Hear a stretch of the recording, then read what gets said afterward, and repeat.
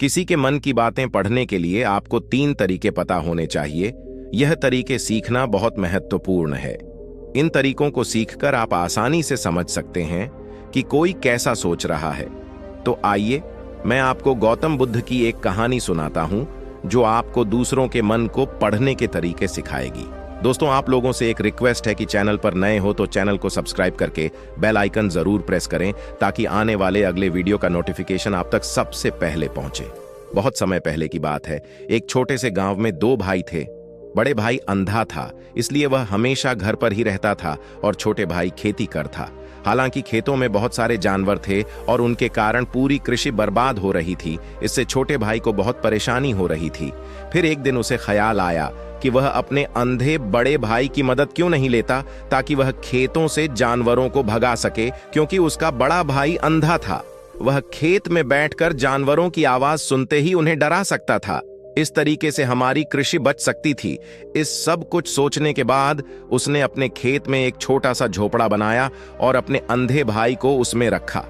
उसने उससे कहा, भाई, अगर तुम किसी जानवर की आवाज सुनो तो जोर से चिल्लाओ और जानवर यहां से भाग जाएंगे। इससे हमारी फसलें बच जाएंगी। बड़ा भाई अपने छोटे भाई के विचार से सहमत हो गया और खेत में बैठने लगा। जब कभी उसे किसी जानवर की आवाज सुनाई पड़ती, वह तुरंत जोर से चिल्लाने लगता और जानवरों को डराकर भगा देता। वे कई दिनों तक यह अभ्यास जारी रखते हैं। एक दिन एक हिरण उनके खेत में दौड़ रहा था और खेत को तोड़कर भाग गया। हालांकि एक राजा भी वहां था। बुद्ध की कहानियां जो हिरण की पीछा कर रहा था। राजा का ध्यान अंधे भाई पर गया और उनसे पूछा, क्या तुमने यहां एक हिरण देखा है? जवाब में अंधे भाई ने कहा, मैं अंधा हूं, मैं कैसे हिरण देख सकता हूं, पर मैं तुम्हें इतना बता सकता हूं कि मेरी खेत से जो जानवर भाग गया है वह आपकी पीछा करने लायक नहीं है। आप अपना समय बर्बाद कर रहे हैं। उस अंधे के शब्दों से चौंका हुआ था। उसे आश्चर्य हुआ कि अंधा यह कैसे कह सकता है कि जो हिरण मैं ढूंढ रहा हूं वह पीछा करने लायक नहीं है। तब राजा ने अंधे से कहा, क्या तुम मुझसे झूठ नहीं बोल रहे? एक ओर तुम कहते हो कि तुम अंधा हो और दूसरी ओर तुम यह दावा करते हो कि वह जानवर जो यहां से भाग गया है मेरे पीछे पड़ने के लायक नहीं है। फिर अंधा भाई ने कहा, मन की बातों को पढ़ने की कला। ओ राजा, वह प्राणी जिसे तुम हिरण समझ रहे हो वह वास्तव में हिरण नहीं है। वह एक मादा हिरण है और मेरे ज्ञान के अनुसार वह गर्भवती है। मैंने कभी सुना नहीं है कि कोई राजा एक गर्भवती मादा हिरण की शिकार करता है। इसलिए मैं तुम्हें यह कह रहा हूं कि वह तुम्हारे पीछे पड़ने के लायक नहीं है। तुम्हें उसकी पीछा करने में अपना समय बर्बाद नहीं करना चाहिए। यह सुनकर राजा और भी हैरान हुआ। उसे समझ में नहीं आया कि अंधा यह कैसे जान सकता है कि वह गर्भवती मादा हिरण है। उसने सोचा कि कैसे एक अंधा यह जान सकता है मैं जिस हिरण की शिकार कर रहा हूं वह क्या गर्भवती है या नहीं। इस अद्भुत अंधे का इतना आत्मविश्वास के साथ कैसे कह सकता है? इसलिए मुझे इसे जांच करना होगा। इसलिए राजा ने सत्यता जानने का निश्चय किया और अपने कमांडर से कहा, कमांडर, मुझे चाहिए कि वह प्राणी जिंदा रहे, क्योंकि मुझे जांच करना है कि यह वाकई एक गर्भवती मादा हिरण है। यह अंधा आदमी इतनी आत्मविश्वास के साथ कह रहा है और मुझे यह सुनिश्चित करना है। जाओ और जांच कि क्या वह एक गर्भवती मादा हिरण है। राजा के आदेश पर कमांडरों ने हिरण को पा करने के लिए चला गया। कुछ समय बाद जब वह लौटे तो राजा से कहा, मन की बातों को पढ़ने की कला। राजा, यह अंधा आदमी पूरी तरह से सही कह रहा है। वह वाकई एक गर्भवती मादा हिरण है। इस सुनकर राजा हैरान हो गया।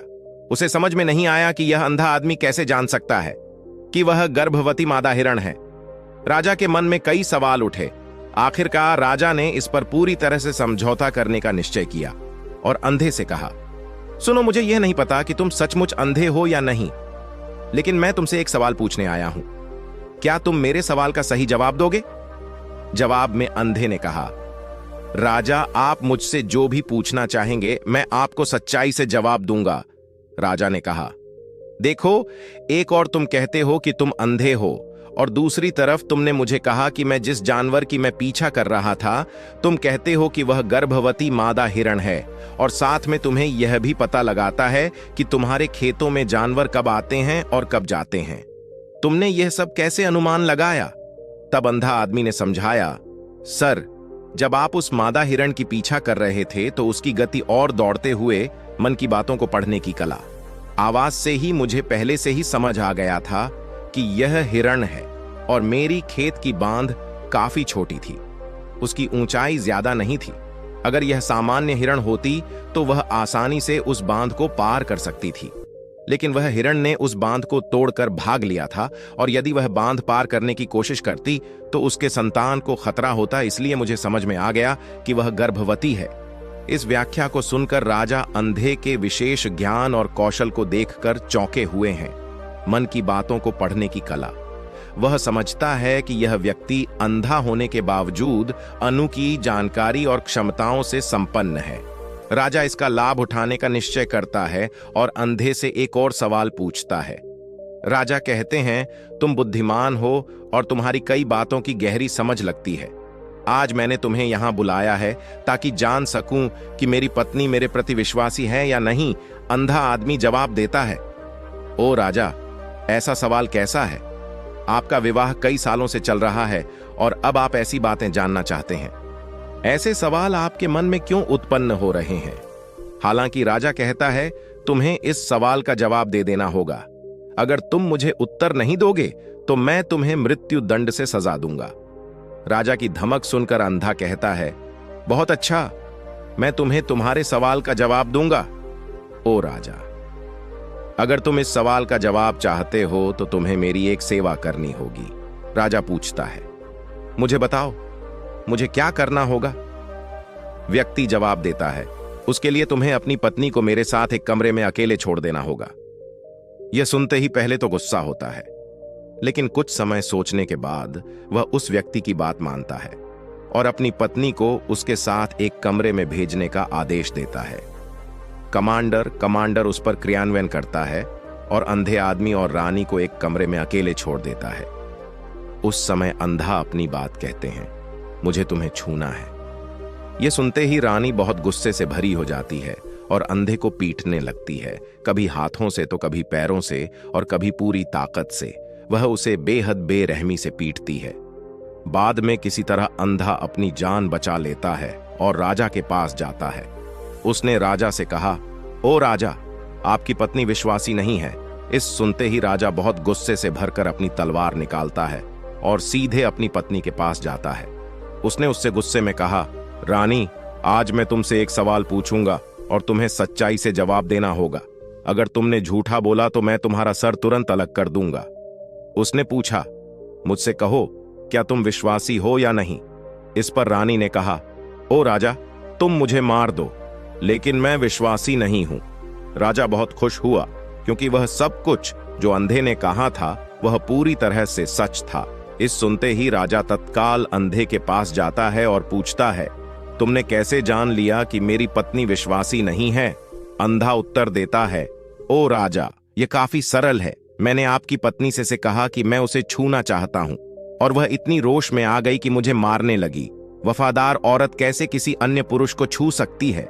जब मैंने उससे कहा कि मैं उसे छूना चाहता हूं, वह मुझे इनकार कर सकती थी, लेकिन उसने मुझे मारना शुरू कर दिया और उस प्रक्रिया में उसने मेरे पूरे शरीर को छुआ।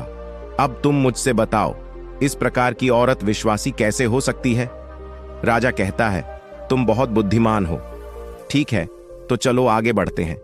उसके बाद वह जोर से कहता है, एक और सवाल का सही जवाब दो और मैं तुम्हें यहां से जाने दूंगा। राजा फिर पूछता है, मुझे बताओ, क्या मैं सचमुच मेरे पिता का बेटा हूं या किसी और का? इस पर अंधा आदमी उत्तर देता है, ओ राजा, इससे तुम्हारा क्या लेना देना है?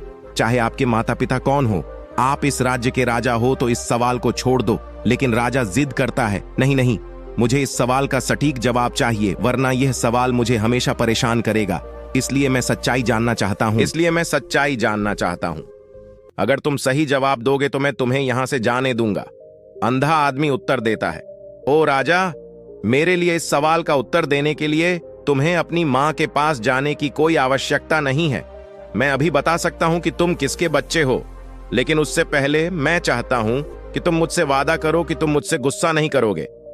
राजा कहता है, हां, मैं वादा करता हूं कि मैं गुस्सा नहीं करूंगा।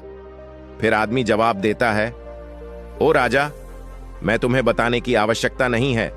कि तुम सचमुच अपने पिता के बच्चे हो। मैं तुम्हें अब बता दूं कि तुम मेरे स्वामी राजा और परमेश्वर के पुत्र हो। मैं वादा करता हूं कि मैं आपसे गुस्सा नहीं होऊंगा।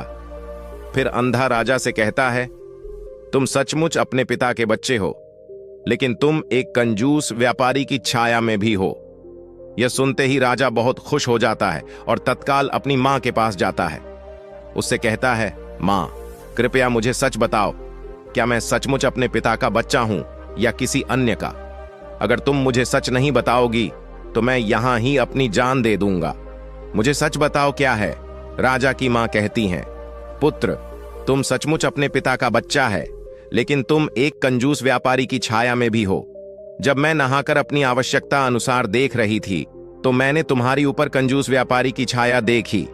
यह सुनते ही राजा बहुत खुश हो जाता है और तत्काल ही अंधे के पास लौटता उससे पूछता है, तुमने कैसे जान लिया कि मेरी ऊपर कंजूस व्यापारी की छाया थी? अंधा जवाब देता है, ओ राजा, आप मुझसे कई सवाल पूछते हैं और मैंने सभी के सही उत्तर दिए हैं।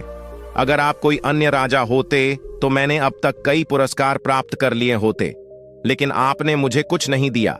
मैंने अब तक एक भी पैसा नहीं लिया है। इसी से मैंने अनुमान लगाया कि आप बहुत कंजूस हैं।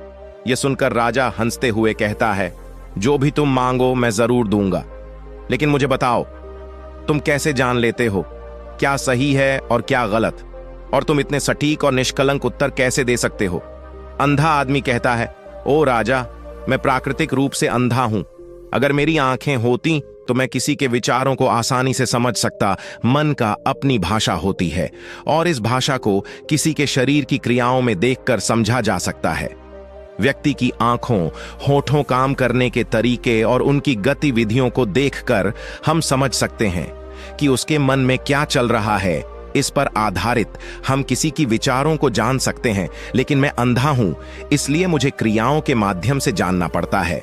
अगर मुझे कुछ जानना होता है तो मैं अगले व्यक्ति को कार्य सौंपना पड़ता है। देखना होगा कि वह कैसे काम करता है और उसके आधार पर मैं समझ सकता हूं कि उसके मन में क्या चल रहा है। इस सुनते हुए राजा पूछता है, क्या इसका मतलब है कि मैं भी किसी के विचारों को जान सकता हूं? इस पर अंधा आदमी कहता है, बिल्कुल,